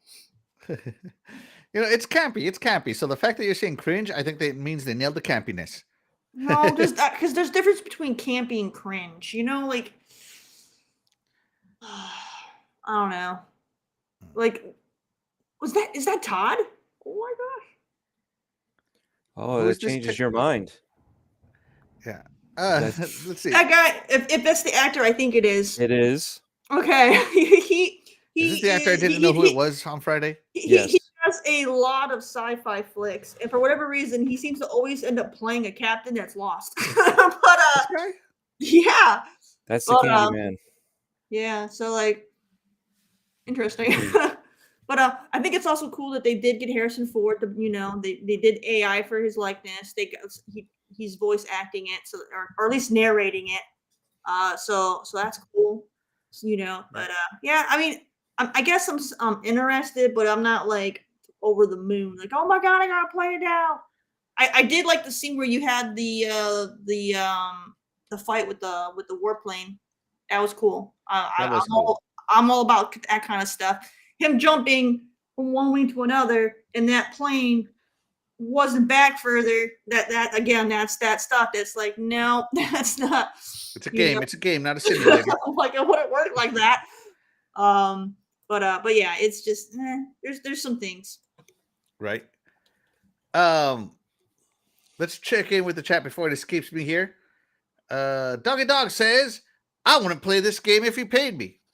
That's right, Doggy. I put that to Indiana Jones. Let's see. Boogeyman says, I was 10 turns for winning by score, and the English declared war on me, and I couldn't let that stand. This game is in overtime. He's talking about Civilization 3. Happy Cloud Gamer says, great trailer, 10 out of 10. Jesse Darby says, I just can't believe how Troy Baker sounds like Harrison Ford. He's a really good actor, I guess. Yes. I was Is gonna. that Troy Baker? That wasn't like a doing the voice. No, that was Troy Baker. Oh wow, I thought maybe it was I'm like sure AI. they tweaked some stuff out, but yeah, that was Troy Okay, because Baker. I was thinking if it would be more AI, if anything. Yes. Let's see. I love the sound effects are just like the old movies. Yes. Splendifer says, keep it PG, Axel. Yes. Let's see. The innovator's back to show on onboarding how unboring. Oh, the innovator is back to show Unborn and Tomb Raider how it's done. There you go. Let's see. We all shouldn't. All machine games is going to be first person game plain sample. That's what they've done, and they do. And what? Good. Yeah. Jesse Darby. Machine games does do first person, and we shouldn't be surprised by it. Definitely, I agree. Yeah, so Dreadpool, Indiana Jones, are you high? Are you low? Are you gonna whip it good? I'm gonna whip it good. Yeah, no, Tony Todd in this is gonna be exciting. Just everything that they've done so far. Yeah, we talked about the voiceover. Even watching this again and listening to the nuances on how he pauses, and it's very classic indie. So he's got, when I say he, I mean all of them, right? The animators, getting his old Harrison Ford younger look, they the voice, everything, the mannerisms, all of that style is done very well. The other characters, and then I started thinking, what if Indiana Jones is actually Laura Croft's grandfather? There you go. Right? I don't know. She never is know. a Croft and he's a Jones. Yeah, It's like Hatfields and McCoys, yeah. Well, he could be the donation part of it, and the mother The donation part of it, like, and yeah. the mother is the Wow. Croft, and that's the lineage that she knows. There you go. So yeah, how about them apples? Tin Think Hat about that. time brought Yeah. to you by Dreadpool.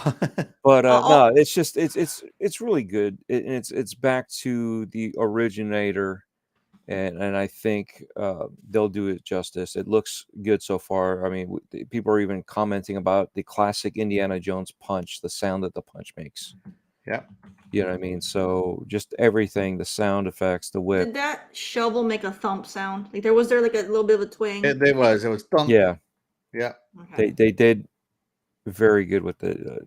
Yeah. See, there you go. See, there's the ankle whip where he grabbed him and pulled him down. Ah! But I just love that sound effects.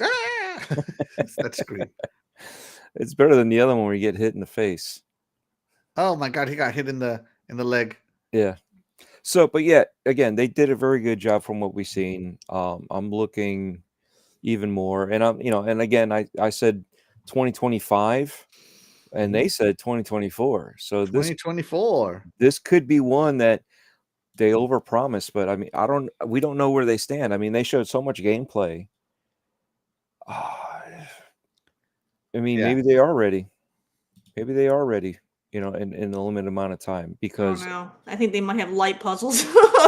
well, I was The going way to say, this- yeah, they Yeah. could probably again be a short game. You know what I mean? So anywhere from 6 to 12 hours. I mean, how much? I'd be of it fine with is- that. Yeah, I'd be fine with that. I'd be fine by with the that way, range. if I can interject here for a minute, I typed into Bing image generator, Indiana Jones is Laura Croft's dad. Let's check it out. We got Laura Jones' dad, Jay, Indiana Croft, a crawled, Indiana Jones, ethnically ambitious. Okay. Terrible. We got Indiana Jones with I guess Laura Croft from Asia. And then we have I like this one the most. Indiana Jones. It looks like maybe a Harry Potter alley, maybe. Laura I'm gonna guess this is Laura Croft over here. So there you go. The guy on the left, the guy on his right must be Larry Croft. Yeah, and this one kind of looks like Nathan Drake, maybe. Yeah. Mm. Yeah. And then you have Indiana Jones holding like a pistol With an antenna? with an Like, antenna what is radio that? on it or something. No What Laura is Croft at that? all. So yeah, shout out to Bing Image Generator. Looks This messed up. portion of the show, I think last time I showed anything Bing Image Generated, it was copyright striked. So we'll see what happens. But yeah, that was hilarious. If you saw the show live, you saw it live. So yeah, there you go. The Game Complainers goes, WTF, what? Yeah. I'm sorry, Dreadpool. I just had to interject. No, because no, I thought no, it was no. hilarious. I keep like going. these conspiracy theories. Yes. These ones are the fun ones. This is as what opposed Bing to the other Image ones. Generator thinks of your conspiracy theory. You should try one of the other AIs. But yeah, no, it's going to be a good one. It's set in a good period. You can see right there between Lost Ark and Last Crusade. So it'll be I think this will be a fun game. Yeah. It just leads to an exciting moment for Indiana Jones. It's gonna basically, I don't know, brush off the last two movies. I hope so. I'm just so. saying. Indiana Jones did not make new fans during those last two movies. I'll tell you that much. And it's funny that the Last Crusade got a lot of flack when it came out, and now it's part of the trilogy that is the trilogy, and then the rest of them just didn't fit in. And it's just again, the way that they've done this, I believe they've done it justice, and we'll have to see at the end of 2024 or the beginning of 2025. Yeah. I didn't know this game was so far along. So as you guys know, I'm not an Indiana Jones fan. This game, the only reason I would play this game is because Machine Games made it. And I love the Wolfenstein games. And Machine Games has been taking care of the Wolfenstein franchise so well. I'm also only going to play this game because it's going to be on Game Pass. I am not buying this game. This will be a Game Pass title for me. Again, I'm just not a big Indiana Jones fan. I have yet to play a good Indiana Jones game. If you can point me in the direction of a good Indiana Jones game, that'd be great. But one does not exist. And don't say the Xbox 360 one. No, That there thing was was trash. one. There was Don't say the one. Lego one. That thing was No, also no, no, no, trash. no, no, Yeah, no, no, no, OG no. Xbox. It was like a DOS game. It was really good. Oh yeah. I remember that one. I don't remember it. It was like a pick your own adventure kind of game. It was it was what was that? I'm drawing a blank right now.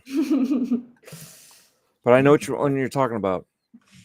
I played Was it. it Indiana Jones Adventure World? Indiana Jones and his Desktop Adventures? I think that's the one. Indiana Jones and the Emperor's Tomb? I mean, look That's at how the many Xbox games one, by they the way. have. Holy games. Look at the games, man. Look at the games. Indiana Jones and the Fate of Atlantis, Indiana Jones' Greatest Adventures, Indiana Jones, here we go, Great Circle, Infernal Machine, Instruments of Chaos, starring young Indiana Jones and the Lost Kingdom, Indiana Jones and the Last Crusade, Indiana Jones, Last Crusade action game, graphic adventure, The Adventure Continues, the original adventures, Raiders of the Lost Ark, Indiana Jones Revenge of the Ancients, Indiana Jones and the Staff of Kings, Indiana Jones the Temple of Doom, and Young Indiana Jones Chronicles. Which one is it? Hold on. It's that I'm one. going to open these and see what they released on. This was Facebook. Okay. This one was, where did it go? Microsoft Windows, Apple, and Macintosh, 1996. That one might be it. Let's see. Emperor's Tomb. I think this is the 360 one. Yep, that's the 360 one. Anyways, so I have yet to play a good Indiana Jones game. All these games here that you see here, all of them trash, probably. I know for a fact Hold the your 360 tongue. game is trash. I know for a fact the Nintendo game is trash. I know for a fact the Genesis game is trash. I know for a fact the Lego games are trash. Don't at me. That whip control on the Legos was awful. Awful. So You just need to get good. at what? Not hitting what I'm targeting? Like Devo says, whip it good. Whip it good. Yeah. I agree with the game complainers here. The best Indiana Jones game was Pitfall. Yeah, absolutely. Let's see. Jason Mack says there's a new pic of Indy hanging from a chandelier with his whip. Dan the Man Cunningham says, I love The Last Crusade. Say, Indy gets a 20 out of 10. Give me the year. Let's see. If any game from this show gets delayed, I believe it would be this one. Oh, yeah, okay. That's a good point. All right. Let's see. I think Jason Mack says, I think Indiana Jones will be a summer game with like the movies are. They'll just show one more time at the summer showcase in August. All right. So there you go, everybody. Let's see. Doggy Dog says, this game will be awesome. No open world either. So that's good. Hey, yeah, that's right. They're telling a story. They are telling a story. Yes. So let's see. This one is for the Commodore 64. Sorry, I'm still looking for this game. But, that's not the big controversy is not that Axel is not an Indiana Jones fan because he has yet to have ever played a good Indiana Jones game. And I hope this game nails it. I really do because, look at all these games. Indiana Jones is due for a banger. 22 games. You know what? In their day and age, they were bangers. In their day. I bought maybe not by today's standards. I can tell you right now, young me hated these games. So I'm sorry. I'm very bullish on Indiana Jones not having a good game. And I hope that this one is a good game. So I'm not trying to say that, this game's going to be trash or anything. I'm just saying it has a legacy that is not great. And I hope Machine Games, I think, is doing something different. There's never been a first-person Indiana Jones game. So that might be what has been the missing secret sauce in games. But again, the big controversy is not that Axel is not a fan of Indiana Jones games or Indiana Jones in general. the controversy on the internet is that it's first person. Suddenly, everybody on the internet has motion sickness from first person. Now, I do know that first person motion sickness is a thing. One of my friends has it. She cannot play first person games. They must be third person or isometric games. But she's the only person I know out of like the 2,000 people I've met in my life. So, yeah. How do you feel about that controversy that the internet suddenly everybody needs some what is that motion sickness medicine, Adderall or whatever? Garlic. No. It's garlic. No, I That's know. all you need. Yeah, I whatever can't that think of what medicine it's is that people take when they get on flights. Motion sickness. Terri, motion sickness. Suddenly everybody has it. And they're upset that Indiana Jones is in first person and it's trash. No, the only time I ever experienced that was with when I tried I did Skyrim in VR. That's the only one that ever gave me motion sickness. Okay. But now, I think it's not motion sickness. Well, maybe for a couple people it is, but I think it's just because normally action adventure games are third person, and so that's what they're used to for an action adventure, and so that's what they want. So I think that's more to what the real reason is. Yeah. So I mean, yeah, it would have been nice to have third person. First person's not awful either. I'm good either way. It also would have been nice to have the option to switch back and forth. If you wanted to, you can be, you can pick the one you like, or you can, switch back and forth. But first person is not the end of the world. I mean, I think it will enhance when it comes, since they're trying to make it more like a melee fighter with some of that stuff, first person's better for that. Third person isn't really that good. I think it's good. I think I'm fine with it. Yeah. Because when it comes to and one of the things I wanted them to have it if they did do third person. If you use the whip for swinging or anything like that, they should have made a first person camera for that. So being that they already just have the whole game in first person for the most part. I mean, we did see camera angles where you were definitely behind Indy when he was climbing up the pipe, for example. So you're still gonna experience the game outside of first person. You're not going to be stuck in that perspective the whole time. Gameplay, but I think it's fine. Yeah, seeing that you didn't listen to the audio portion, they did speak on that. Everything's going to be in first person except for key moments. Some puzzles. So that way, because they want you to still see what he looks like.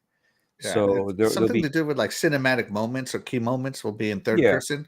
Okay. And cutscenes will be in third person.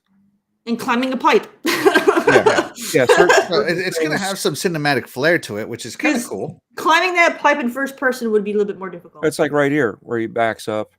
It's not a key cinematic moment, but it's a key moment to see of what's going on that you would not see if you were in first person. So they wanted to give a little bit of combination for that, because again they put all this work into his image, so they want and most people want to see Indy, you know what I mean? So it's but the whole reason of being in first person is because they want you to be Indy, right? You know what I mean? So that was their reasoning. So they'll have a combination of both. Obviously, most of your play style will be in first person. Right. So Dreadpool, not only will people, because this is an Xbox exclusive, it wasn't announced for any other system, at least not at the showcase. But Dan the Man Cunningham, not only are you going to have to buy an Xbox to play Indiana Jones, but some of you may have to buy some Dramamine. Shout out to Lost Boomer. Thank you so much for joining us. He says I take it to play Sony exclusives. Dog says, I get stomach sickness when I hear the stupid trash these fanboys come up with and run with. Yeah. Shout out to Princess Zelda. Thank you so much for joining us. You are the real MVP. We appreciate you. Let's see. Jesse Darby says, I'm glad they did first person, because if they did third person, they would have been compared to Uncharted and to Tomb Raider. when India is the innovator of both those games. Yeah, I agree. And shout out to Ravi and Sorana, a strong duel. Says hi. Thank you so much for joining us. You are the real MVP. So let's see. Moving forward. Well, Turning off motion blur helps. Yeah, that's a great thing. Like that's one of the things I do. Like every game I play, excluding racing games, I turn off motion blur. I just turn off motion. I wish turning off motion blur was a system level setting. That would be great. That would be great. Because even my videos, sometimes they pop up with motion blur, and I'm like, no, take it off. I don't want that setting. Yeah, I don't want it either. Head bob too. Some people, that helps too. Head bob. Yeah, the head bob, I understand. Yeah. So the people are getting sick from motion sickness suddenly, a lot of everybody, but it's not like first person games haven't existed since before third person games. Yeah, I mean, if those people were playing Wolfenstein and everything else, then I gotta call BS. Yeah, I gotta call BS as well on that. That's just the internet being the internet, the loud minorities, of course, and of course the haters, because this is not available on their favorite platform. Just coming up with reasons why it sucks, why it's terrible, and why their version of it is better. Of course, their version being Uncharted. And Uncharted is very good. But it's just, a game can be its own thing. And Indiana Jones, it's not like Xbox is inventing Indiana Jones. They're just making an Indiana Jones game for it. Mm-hmm. So, yeah. Yeah, and that's the thing is, again, it's Indiana Jones. It's not the other competitors. It's and it's just being made by Xbox. So unfortunately, the Xbox tax comes back into play here. Tax, yep. You know what I mean? So if you didn't have any issues playing on your Nintendo Switch, why do you have issues now? If you didn't have any issues playing on the Team Blue, why do you have issues now? So a lot of it, I do know that there are some people that do have issues no matter what it is. A lot of VR is because of the, again, you feel like you're in motion, but your body says I'm not in motion, which causes the motion sickness. The motion sickness, speeding up, which is why a lot of these, VR headsets are getting better and better. They're speeding up the frame rates to help minimize that sensation.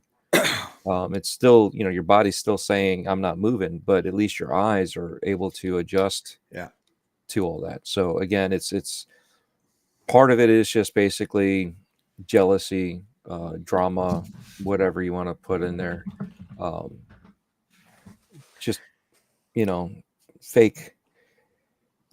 fake controversy just to get controversy. Absolutely. Yeah. And, in VR, they also started when you're doing smooth transition, they started blacking out the sides. So it makes you focus forward only.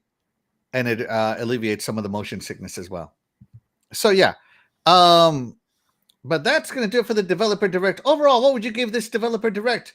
Dreadpool. I give it a yay because, I don't like numbers. Yeah. A yay, yeah. I definitely think it was way better than last year's Direct. I think they're finally getting into their own, and I love the fact that they brought in a third party. That way, it's not just Xbox, the Xbox internal studios. It's anybody making games for Xbox. So I really love that addition to it. And as I said, and I'm really glad they didn't do a shadow drop because then they would set an expectation. So I'm super happy about that. Be more realistic because if you did shadow drop, and 1 year you don't have one, everybody's gonna be like, oh, it's the worst Direct ever, right? So I'm really happy they didn't do that. I was kind of like a 50-50 then because I did say third party and I did say the shadow drop was gonna be a date. Yeah. Oh yeah, but that's true. I didn't get it 100%, right? So it was a shadow drop because I don't think we actually got a date on that one. Yeah. So, yeah, but the only one that got a hard date was Ninja Theory, May 21st. Cannot wait. Hopefully it does not get delayed, but if it does get delayed, hey, I fully understand. And with that being said, guys, it is time. Oh, Terry, what did you think? I know you didn't watch it, but what did you think of the game?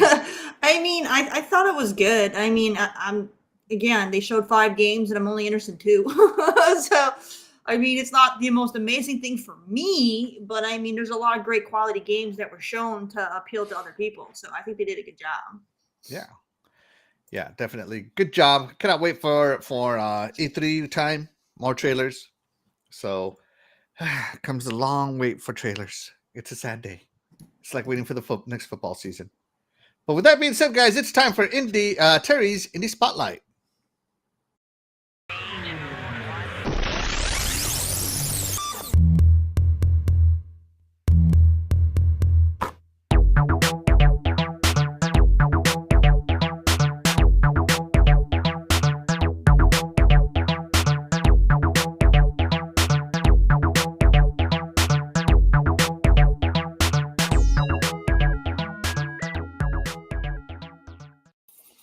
All right, everybody, welcome back to my Indie Spotlight. I got another game for you all, so I hope you guys are excited. This one should appeal to quite a few of you because I know we have some horror fans in the mix here.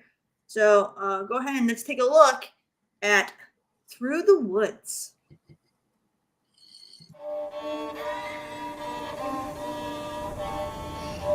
Tell me about the forest. It's hard to put into words, really. It wasn't just the forest, but the darkness on the island itself. It felt thicker, almost alive. I was a threat to it, and I didn't belong there. The grass beneath my feet would resist my every footstep, and the trees seemed to bend and stretch as I passed them. The only thing I had to my advantage was the claustrophobic cone of my flashlight. It was a horrific feeling, but it had to go on. If nothing else, I had to find my son and take him away from that place.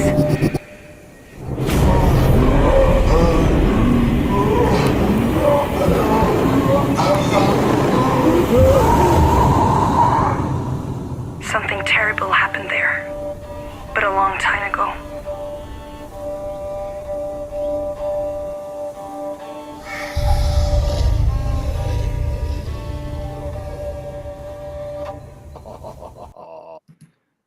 Okay, so we got Through the Woods. All right, this is a Norse horror game. Now, this isn't like your jump scare horror. This is more psychological. This is going to focus more on the fear of a parent who lost their child and is trying to find that child. So you're going through, like you're all over the place because you know you're in a panic. You're lonely. You're into immense despair. So she's trying to find her son who got lost. And it takes place in Norway, and it's going to have a lot of like Norse mythology and like Norwegian folk tales, kind of like be based in the story to help set the kind of like the tone. So you can go ahead and enjoy this, and it's $20. It's on Xbox, PlayStation, and PC. Yeah, that looked Dreadpool. You're a horror guy. What'd you think? Oh, I'm looking to buy it right now. That's right. So yeah. So don't Great think pick. jump scare kind of scary, like you're like, oh my god, something's gonna come out and I'm gonna jump out of my chair. It's not that kind of a horror, but it's still a good game. Good. Through the Woods. Yeah, that's horror is a hard pass for me. Dreadpool, I'm glad you're into it. Let's check in with the chat real quick before we move on to our next topic.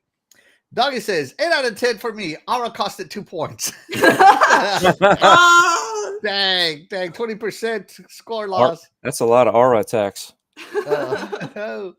Crispy Ramble says horror. Let's see. Lost Boomer says, but I can't see the trees. Splinter says, nope. Jesse Darby says, John Campea, the one who threw the temper tantrum. I don't want to play it on Xbox or PC. I want to play it on my PlayStation. Yeah, people just need to get over the fact not everything is going to come to your favorite piece of plastic. If you choose that piece of plastic and no other piece of plastic, then you just have to accept the fact that not everything is going to come to it. If you are able to buy more than one piece of one box and enjoy everything, then hey, kudos to you. You're very fortunate. Not a lot of people have that. But this is a decision, and this is why exclusives are so important, because they will lure people to your platform. And I think Xbox really needs to go harder on the exclusives and to lure people. Sorry, that page cannot be found. Oh, I'm trying to buy the game. oh, I guess many people are trying to buy the game right now. I was just on it earlier to check pricing, and it was. I put it in the cart. And the cart won't cup. No. That's because Crispy Ramble bought it. It's a true last one. You can't buy your game. Yeah. Crispy Ramble says, "I will pick this up." And Splinterfish says, "That roaring noise at the end freaked me out." But guys, it's time to move on to some incredible gaming news. The next viral gaming sensation has come in. It is none other than Pokemon with Guns, PalWorld, on PC and Xbox console exclusive right now. And not only is it an Xbox console exclusive, but it is on Game Pass. And not only console Game Pass, but PC Game Pass, right? Right? I'm right on that, right?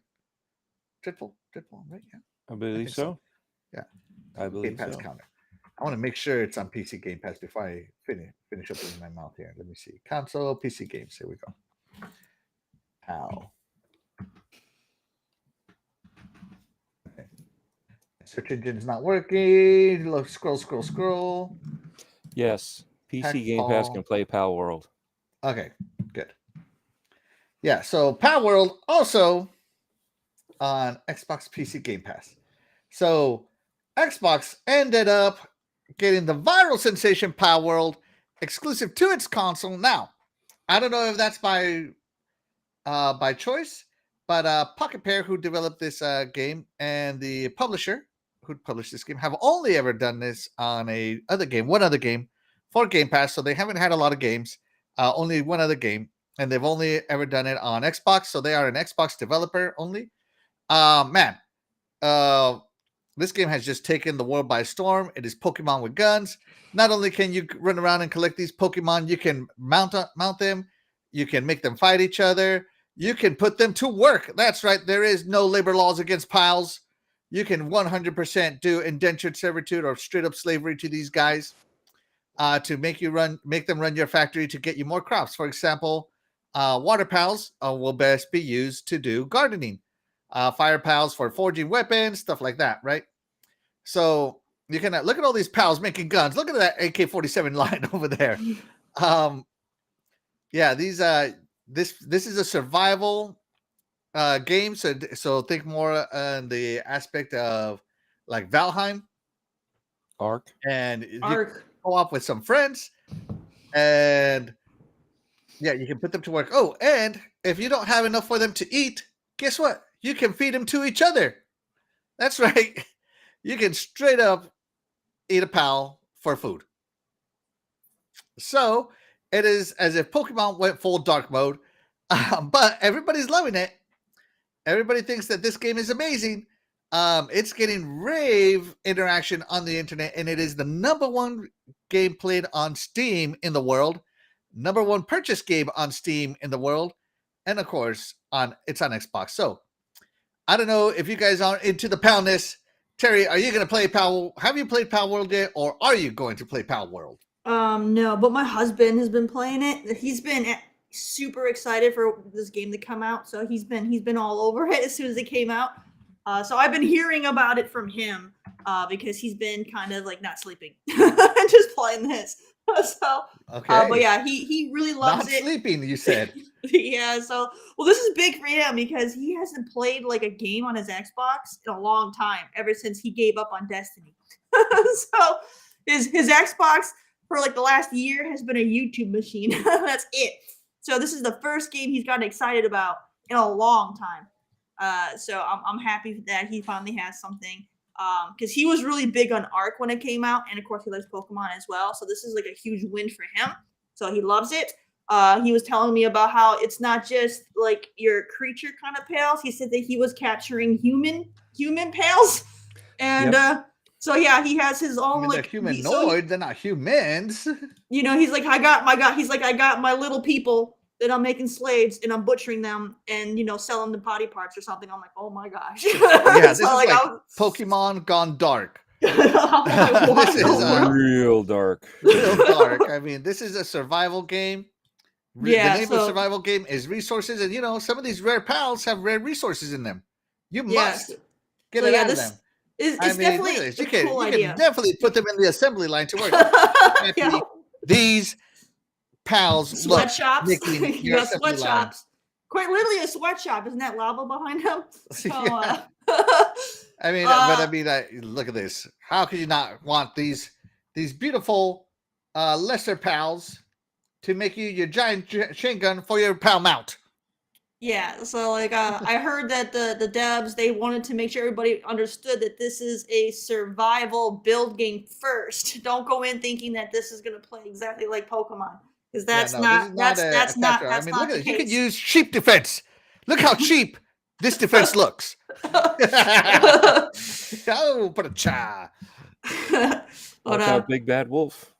That's yeah, right. no, it's pretty cool, and it's doing crazy. Like the first game they did, I forgot what it was called, but it did not do well at all. No, it did not. When they and said the then- name, I had never heard of it.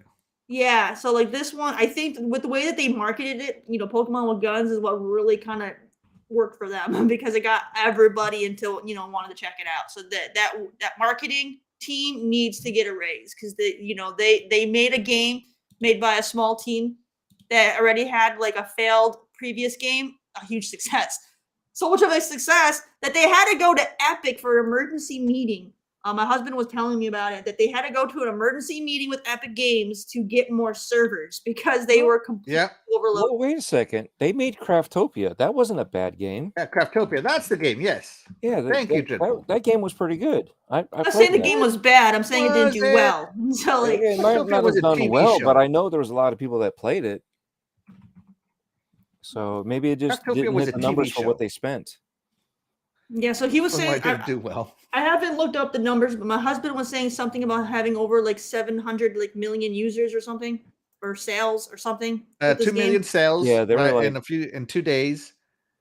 700,000 active users. 700,000 on Steam. users, That's okay. just Steam. That's not That was just including Steam. Xbox Yeah. or Windows Wow. Store. So yeah, that's for an indie game, for an indie studio that most people have not heard of. That is huge success. So hats off to them. They're living the dream that all indie devs want. So they made it.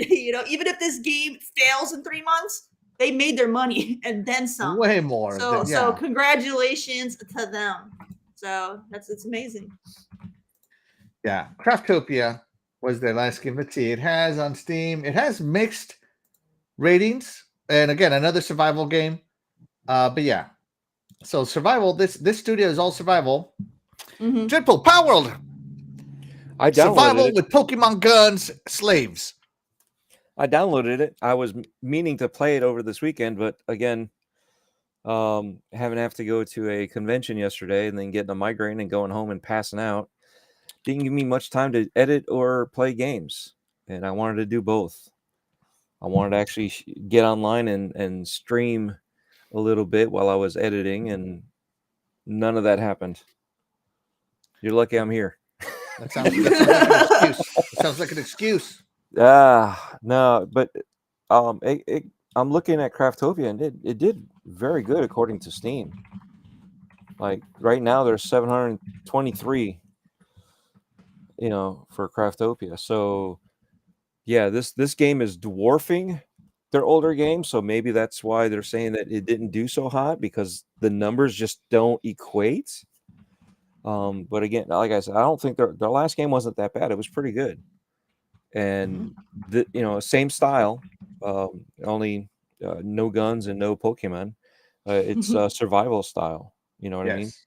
So farming, building, all that stuff. Which is probably where you're going to get the mixed reviews, because you're going to have like the Pokemon people that don't want survival, so they're going to probably not be happy. Yeah. Yeah, If you're not into survival, you're not gonna survive. I love survival games personally. I loved Valheim. I love Minecraft. I loved Oh, there was another one that had a really nice art style. Anyways, I love my survival games, so this is right up my alley. Me and my friends are already talking about starting it next week as a co-op campaign. Yeah. This will be fun. Obviously, everybody's having a lot of fun with it. I know for those that are not into this type of game, it may get you sucked in for a little bit, and then you kind of like it's been there, done that. So be prepared. Yeah, until you get into the game, you won't know if you truly like it. But apparently, a lot of people like it, and a lot of people are still on it. So survival games always tend to have quite a hefty learning curve in the beginning too. So some people don't have the patience for it. Mm-hmm. Yeah, and some survival games are so hardcore they don't tell you the recipes. You just got to experiment. Right. Like I don't think this game is that hardcore. It doesn't seem like it. But I played one where it was so hardcore it didn't tell you the recipes. You basically just like, okay, I mine this red mineral. What do I get? What should I combine it with, and what do I get? And it's very hard to find. So you gotta kind of like, dang, like I did it wrong, stuff like that. So some survival games are very hardcore. But this one doesn't seem like it. It seems like more fun survival. It looks awesome. I personally can't wait to play it. I am very much looking forward to PalWorld. I've been looking forward to PalWorld for a long time. I'm super happy it came to Game Pass because that's how my preferred way to play it. But if I love it enough, you bet your butt I'm going to buy it. And I'll probably buy it on Steam, just being honest, as I love playing these survival games with mods. They help me just, there's always improvements with mods on these kinds of games. Like you could download like a full recipe book, and like when you click on a mineral, it tells you everything you can make it into. So those mods just help you on the memorization part.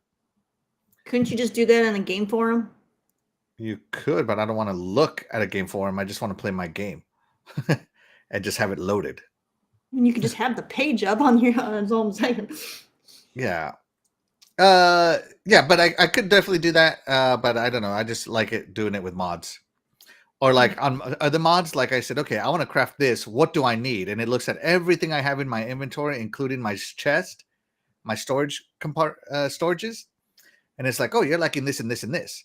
And I'm like, okay, I better go find some of that. So I really like the mod aspect of survival games. Wow.